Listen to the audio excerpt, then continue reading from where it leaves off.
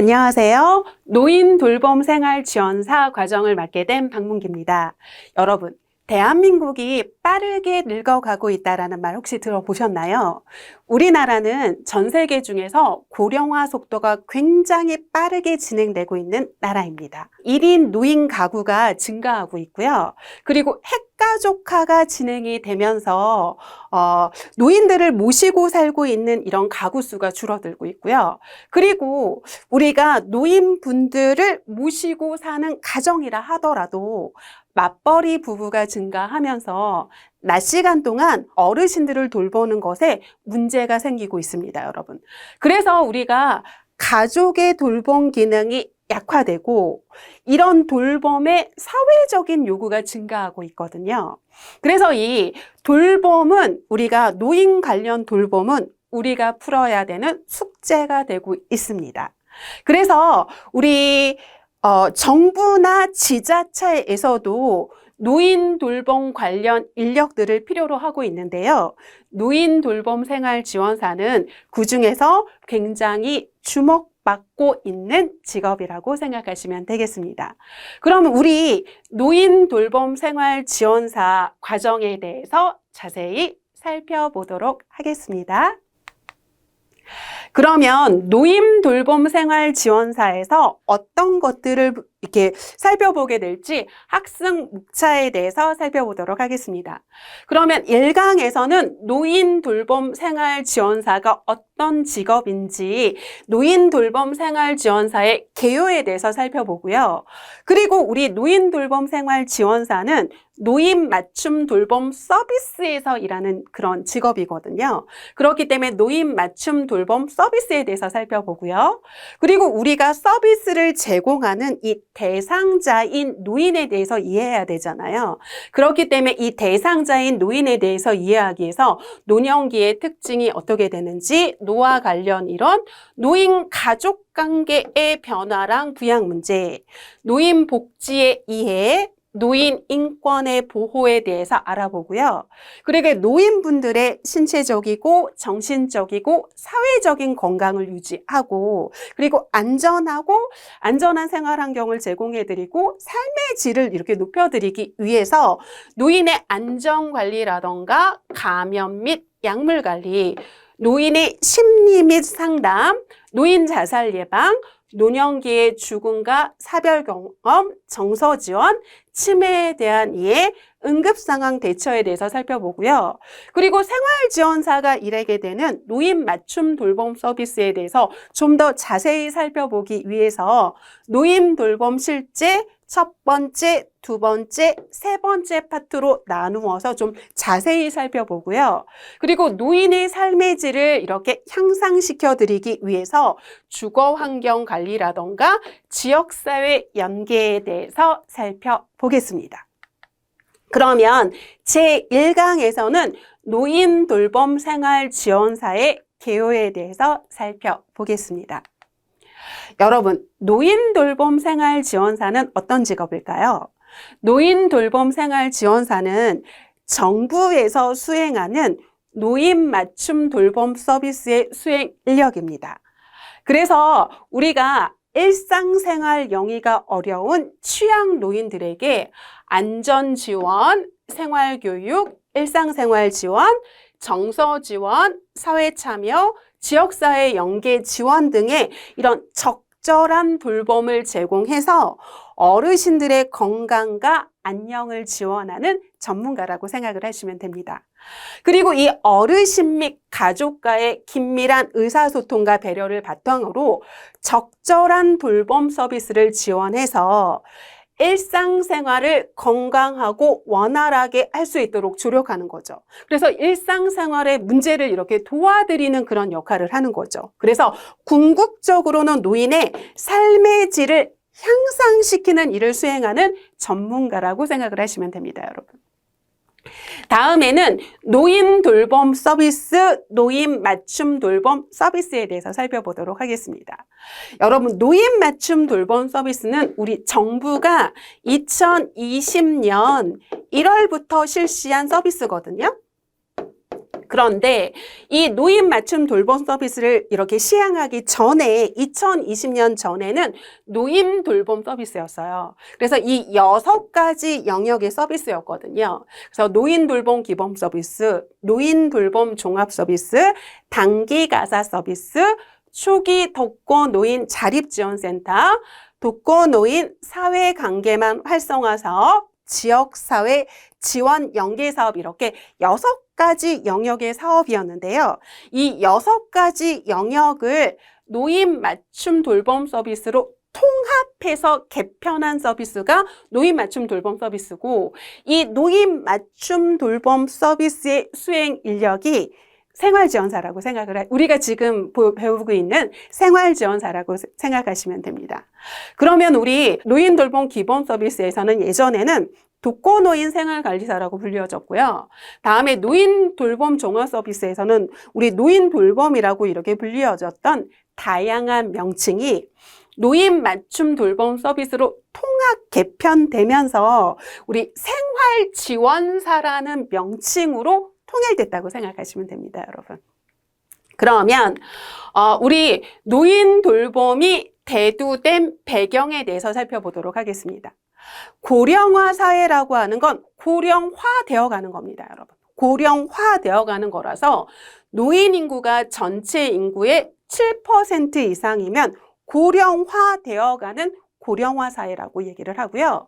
고령 사회는 고령화되어 가다가 이미 고령이 된 사회입니다, 여러분. 그래서 고령 사회라고 하는 건 노인 인구가 전체 인구의 14%면 이미 고령 사회인 거죠. 그리고 이제 초고령 사회라고 하는 건 노인 인구가 전체 인구의 20% 이상인 건 초고령 사회라고 하는데요. 우리나라는 2024년도에 노인 인구가 지금 전체 인구의 19%거든요. 그렇기 때문에 2024년 말이나 2025년에는 초고령 사회로 진입할 것이라고 예상하고 있습니다. 여러분, 초고령 사회는 노인 인구가 전체 인구의 20% 이상이잖아요. 이 말의 뜻은 인구 5명 중에 1명이 노인이라는 거예요, 여러분. 그러면 굉장히 노인 인구가 많이 차지한다는 거죠, 여러분. 그래서 우리 사회에서 노인이 차지하는 비율이 굉장히 높다라는 거거든요, 여러분. 그렇기 때문에 노인이 차지하는 비율이 높기 때문에 노인 관련된 건강이나 복지나 여러 가지 이런 일들이 이렇게 돌봄이라던가 이런 것들이 필요하게 됐거든요, 여러분. 그래서 우리가 평균 수명의 증가로 초고령 사회가 되면서 노인에 대한 건강과 복지에 대한 필요성이 증가됐고요. 그거로 인해서 다양한 측면에서 전문적인 돌봄을 제공하는 이 노인 돌봄 생활 지원사에 대한 요구도가 증가했고, 그래서 이 노인 돌봄 생활 지원사가 굉장히 주목받고 있는 직업이라고 생각하시면 되겠습니다. 그러면 노인 돌봄 생활 지원사의 업무에 대해서 살펴볼게요. 안전 지원해드리고요. 우리가 일상생활 영위가 어려운 취약 노인들에게 안전 지원해드리고요. 생활교육해드리고요. 일상생활 지원해드리고요. 말벗 서비스 같은 정서 지원해드리고요. 그리고 고립되지 않게 사회 참여를 하도록 도와드리고요. 그리고 이 어르신들에게 필요한 자원을, 지역사회 자원을 연계해서 지원해드리는 이 다양한 업무를 하는데요. 이 업무는 다음 시간에 우리 노인 맞춤 돌봄 서비스에서 좀 더 자세히 살펴보도록 하겠습니다. 그러면 우리 노인 돌봄 맞춤 서비스의 서비스 대상에 대해서 살펴보도록 하겠습니다. 이 서비스 대상은 일상생활 영위가 어려운 65세 이상의 노인분들인데요. 일반 돌봄군과 중점 돌봄군으로 나뉩니다, 여러분. 그래서 일반 돌봄군은 중점 돌봄군에 비해서는 건강한 노인이거든요, 좀 더. 그래서 우리 일반 돌봄군은 월 16시간 미만의 직접 서비스를 제공을 하고요. 중점 돌봄군은 일반 돌봄군에 비해서는 조금 안 좋으신 분들이에요. 그래서 우리 신체적인 기능 제한으로 인해서 일상생활 지원이 필요가 큰 대상자죠.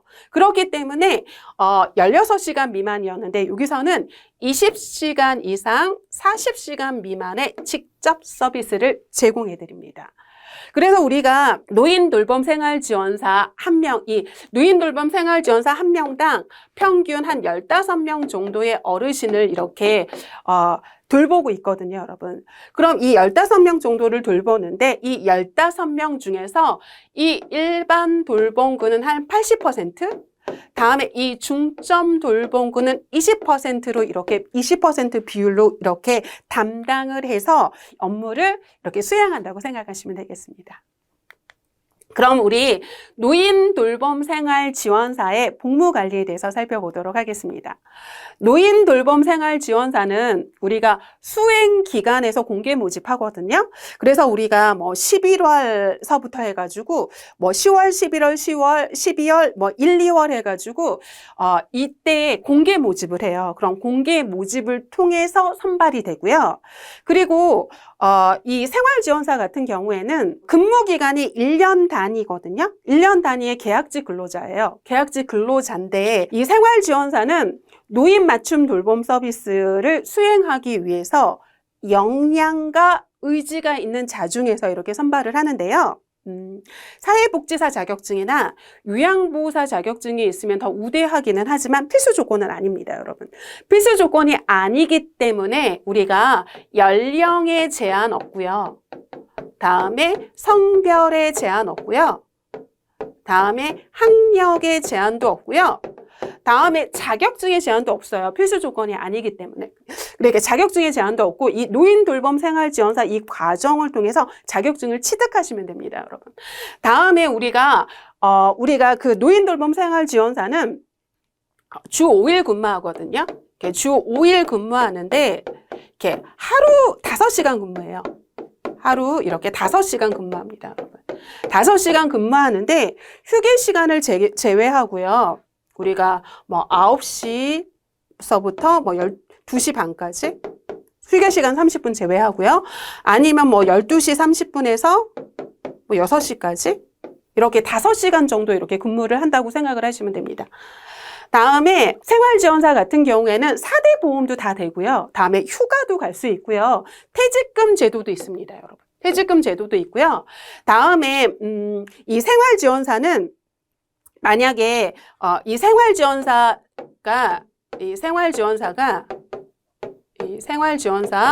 9명이나 10명이 있으면 이 생활지원사 9명, 10명당 이렇게 선임 생활지원사 1명을 선발하거든요. 선임 생활 지원사 1명을 선발을 해요. 그래서 이 9명에서 10명의 이 생활 지원사를 관리하도록 하거든요. 그런데 이 선임 생활 지원사 같은 경우에는 경력 3년 이상의 자를 선발하기도 하는데 만약에 경력 3년 이상의 자가 없다면 3년 미만에서도 선발할 수 있습니다. 그런데 이 선임 생활 지원사가 되면 생활지원사의 기본급여 외에 우리 매달 이 선임생활지원사 수당도 지급이 됩니다, 여러분. 수당도 지급이 되고요. 그리고 우리가 이 생활지원사 같은 경우에는 만약에 시간에 근무를 한다면 시간의 수당이나 야간 근무 수당도 붙고요. 다음에 지역별로 조금 차이가 있기는 하지만 유류비를 지원해 주는 곳도 있고요. 아니면 통신비를 지원해 주는 곳도 있습니다.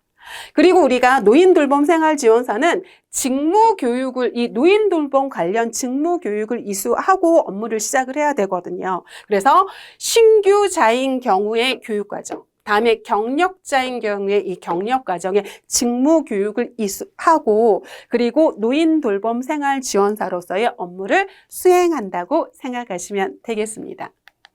그러면 우리 노인돌봄 생활지원사는 노인 맞춤 돌봄 서비스의 수행 인력이잖아요. 그리고 우리가 이 서비스를 제공해 주는 분들이 노인이죠. 그럼 이 대상자에 대해서 이해하기 위해서 우리 노인에 대해서 좀 더 살펴보도록 하겠습니다. 그럼 노인은 법적으로는 65세 이상이면 노인이라고 하죠, 여러분. 그래서 65세 이상은 노인이라고 하는데 우리가 평균 수명이 증가하면서 요즘은 65세 이상이면 언니 오빠 같잖아요. 그래서 건강한 어르신들 보면 너무 젊잖아요. 그렇기 때문에 평균 수명이 증가함에 따라서 70세 이상으로 조정하려는 움직임이 있기는 합니다, 여러분. 그리고 노인이라고 하면 우리 나이 든 사람에 대한 일반적인 호칭이고요. 그리고 우리가 노인이 되면 노화 과정을 거치잖아요. 그럼 노화 과정을 거치면서 신체적이고 심리적이고 사회적인 노화의 과정이 복합적으로 적용이 돼서 이 신체적인 기능도 저하되고 정신적이고 이 심리적이고 사회적인 기능도 전반적으로 저하된 사람을 의미를 하고요. 노화의 결과로 신체적, 심리적, 사회적인 기능이 약화돼서 자립적인 생활 능력과 환경에 대한 적응 능력이 약화되고 있는 사람을 얘기합니다. 그러면 노화에 대해서 좀 더 자세히 살펴보도록 하겠습니다, 여러분. 노화는 말 그대로, 문자 그대로 노화, 늙는 현상입니다, 여러분. 그래서 우리 늙어감이라는 의미고요. 이 노화라고 하는 건 개인적으로 노화가 빨리 오는 사람도 있고요. 그리고 이 개인적으로 노력을 하면 뭐 운동이라던가 뭐 여러 가지 이 좀 노력을 하면 더디게 올 수는 있거든요. 하지만 인간이라고 하면 이 노화는 피할 수 없죠. 피할 수 없고 거스를 수 없고 언젠가는 나한테 오는 인간이면 누구나 거쳐야 하는 게 바로 노화라고 생각을 하시면 되죠, 여러분. 그래서 우리가 시간이 지남에 따라서 연령이 많아짐에 따라서 자연스럽게 정상적인 과정인 거죠, 여러분. 그래서 우리가 신체적이고 정신적이고 사회적인 변화가 축적이 되는 거고요. 나이 들어가면서 신체의 구조와 기능이 점차적으로 퇴화되는 거죠. 그래서 우리 현대적인 의미에서 노화라고 하는 건 이렇게 연령 증가에 따라서 연령이 증가됨에 따라서 이렇게 사망률이 높아지게 되는 거죠, 여러분. 사망률이 높아지게 되는 거고요. 그리고 이 연령이 증가함에 따라서 이 신체적인 구조와 기능이 퇴화돼가지고 질병이 발생한 가능성이 이렇게 높아지는 거죠, 여러분. 그리고 우리가 노화가 되면 세포가 노화가 되는 것부터 시작을 하거든요. 그럼 세포가 노화가 되니까 우리가 신체적인 기능이 전반적으로 다 이렇게 약화되고요. 그리고 신체적인 기능이 약화되니까 우리가 신진대사 능력이라던가 아니면 회복 능력이라던가 면역 능력 같은 것도 떨어지고요. 다음에 우리 인지 기능의 이런 저하 같은 것도 나타나고요. 다음에 우리가 노화의 과정을 거치면서 우리가 사회적으로 은퇴의 과정 같은 것도 거치게 되고요. 이런 것들이 복합적으로 나타나는 게 바로 이 노화라고 생각을 하시면 되겠습니다.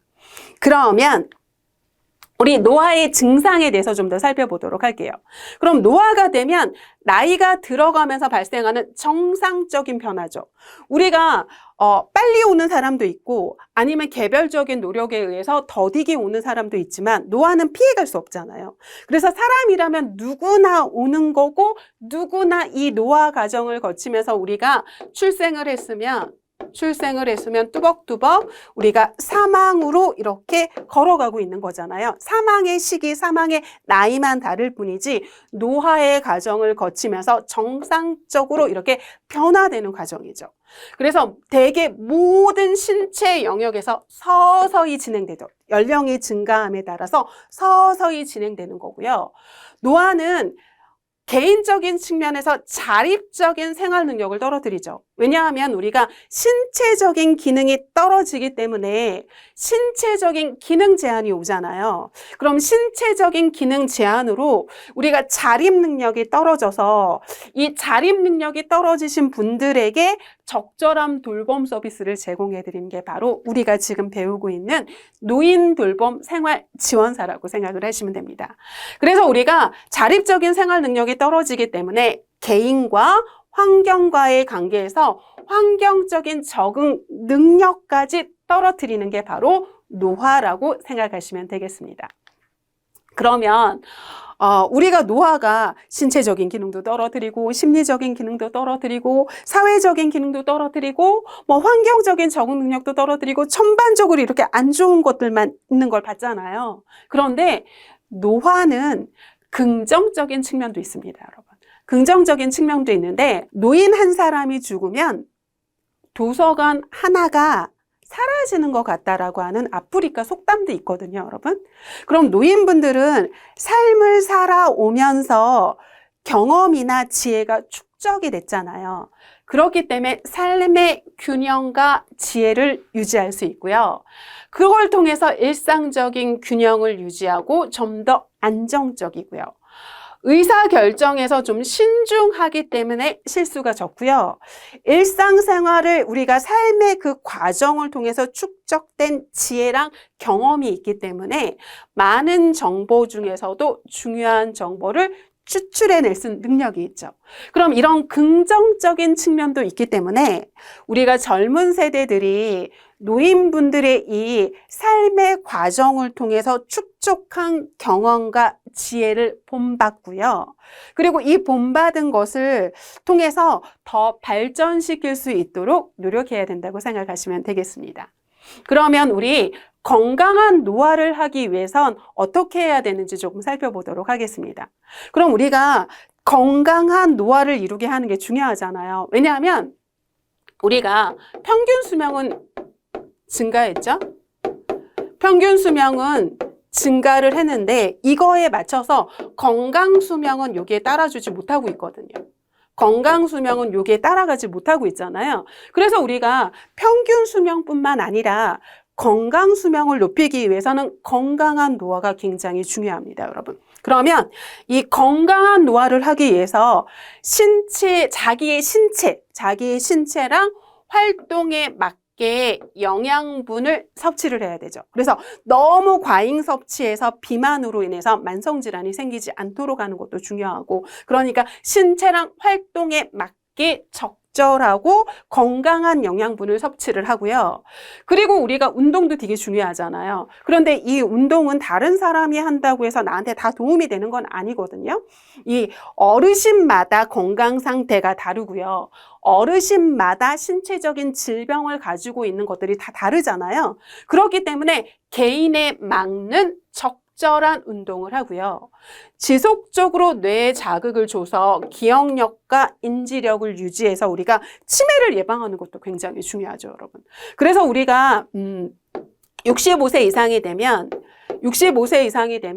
이렇게 5년이 증가할 때마다 치매 유병률이 2배씩 이렇게 증가한다고 얘기를 하거든요. 그렇기 때문에 우리가 치매를 예방하기 위해서 지속적으로 뇌에 자극을 주어서 우리 인지 자극 훈련 같은 거를 통해서 이 자극 훈련 같은 거를 제공을 해서 치매를 예방을 하는 것도 되게 중요하고요. 다음에 사회적인 관계를